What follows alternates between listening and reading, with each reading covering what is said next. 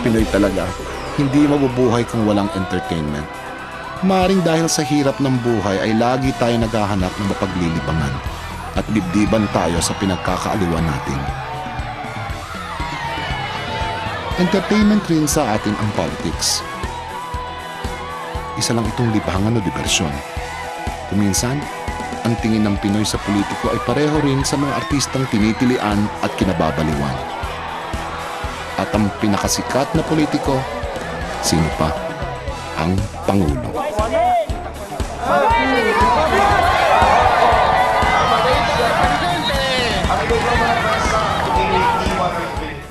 Ang Palasyo ng Malacanang, simbolo ng pinakamataas na kapangyarihan ng Republika, ang bahay at opisina ng Big Boss ng Pilipinas.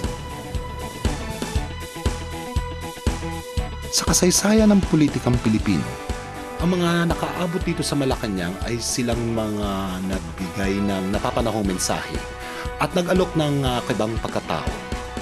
Kung minsan totoo, kung minsan nabubuko. Ako po si Joey Reyes, manunulat at direktor ng pelikula at telebisyon. Samahan niyo nga ako at magkwentuhan tayo tungkol sa biggest starring role sa sinusulat na kasaysayan ng ating bayan. Ito ay ang pagbebenta at pagpapapogi ng mga presidente ng Republika. Noon, ngayon, at gustuhin man natin o hindi sa mga darating pang taon.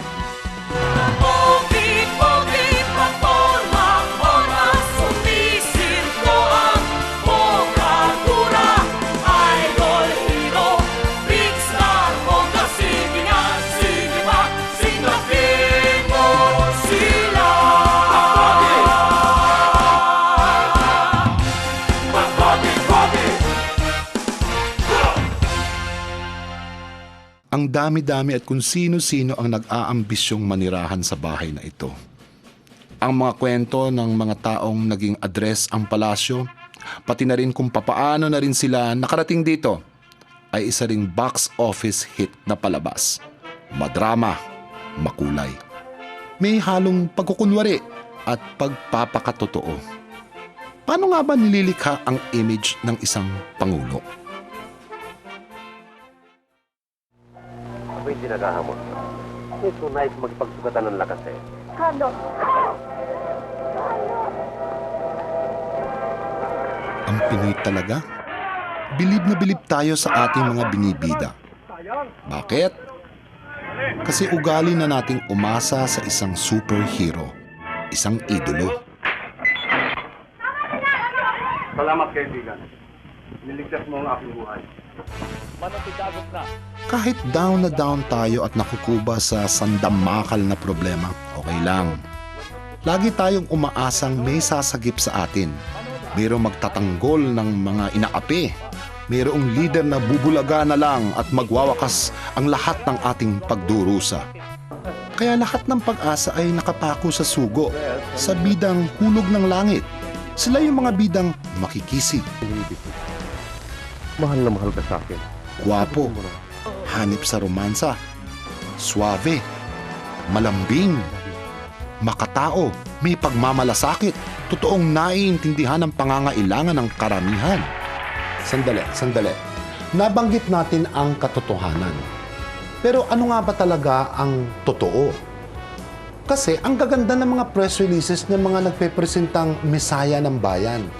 Alin dyan ang ating paniniwalaan at alin ba dyan ang talagang hanggang press release lang? Ganun ng araw eh. Pangako mong tatapusin mong you will eliminate graft and corruption, babaan mo ang presyo ng commodities, tataasan mo ang production. Ganun lagi. Walang pagbabago. The problems remain the same. Mataas ang presyo, walang hanap buhay, no? Walang katahimikan or peace and criminality, no? And then when they're asked about what they want in a candidate, yung pa rin gano'n. Matulungin sa mahirap, malakas ang, yung matatagan loob, yung parang strong-willed, gano'n. Yan ang problema sa usaping pagkapangulo. Ang dami-dami kasi nagpipresentang maging presidente. Lahat naman iisa sinasabi at sinasabing sila ang magiging tagapagligtas ng ating bayan. Kaya tuloy, kailangan gumamit ng gimmick para mapansin.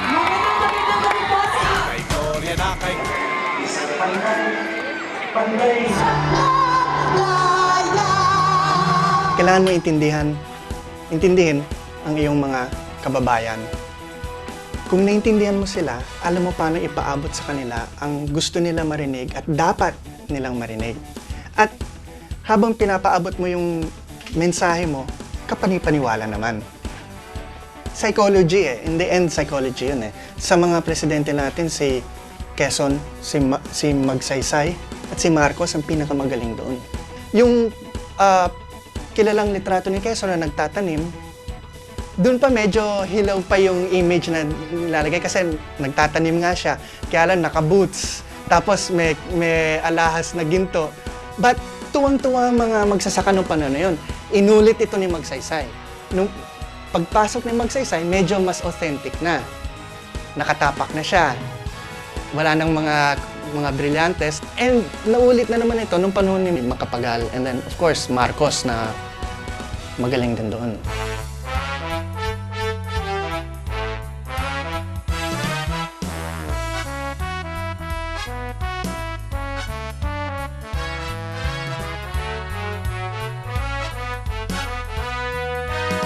Wala namang masyadong pagkakaiba ang mga artista at ang mga politiko, hindi ba? Ang artista kailangan ng mga loyal fans at saka mga saksakan ng yamang movie producers. Ang politiko naman kailangan ng mga die-hard financiers at higit sa lahat, mga voters. You have to capture the imagination. You have to arrest the attention of the public in a brief span of time. You need three things in order for a politician to make it there. One is awareness, yung pagkakilala sa'yo ng tao. Alam ba yung pangalan mo? Alam ba yung mukha mo? The other one is conviction. Yung conviction, yung paniniwala sa'yo. The third is endearment. At yung endearment, yung kurot sa puso, as they say. Yung ano yung pakiramdam nila. The choice of the enlightened voter for a candidate will begin with track record, if he has one, no? And then the platform, and then the glue that puts it all together is this concept of sincerity. Totoo ba? Tapat ba siya? Totoo ba? Yun. And yung sincerity yun ang pinaka-importante. Kaya kung minsan, mali rin to say na ang masa naman, charisma lang ang hinahanap. Kasi charisma and sincerity are very closely related to each other. Tulad ng mga artista, ang mga politiko kailangan din ng mga managers at saka mga publicists. Sila yung mga tao na gumagawa ba ng image ng politiko? Sila yung mga gumagawa ng pang-build up nila para mabenta sila sa mga tao. This is something na natutunan natin sa mga Amerikano.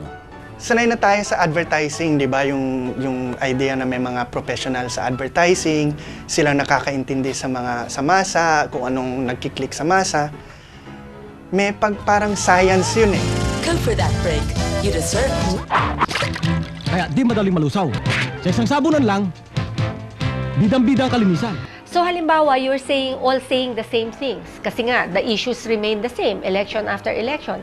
Sino yung pinaka-sincere? Sa advertising, ang makan, sinasabi, truth well told Who tells the story best? The same story best. No? Parang ganun na din sa politics, except that in this case, kanino mas kapani-paniwala yung issue importante sa botante. Oras na kumandidato ka at ibinenta mo ang iyong sarili sa taong bayan, ang politiko ay showbiz na rin. Talagang walang pagkakaiba.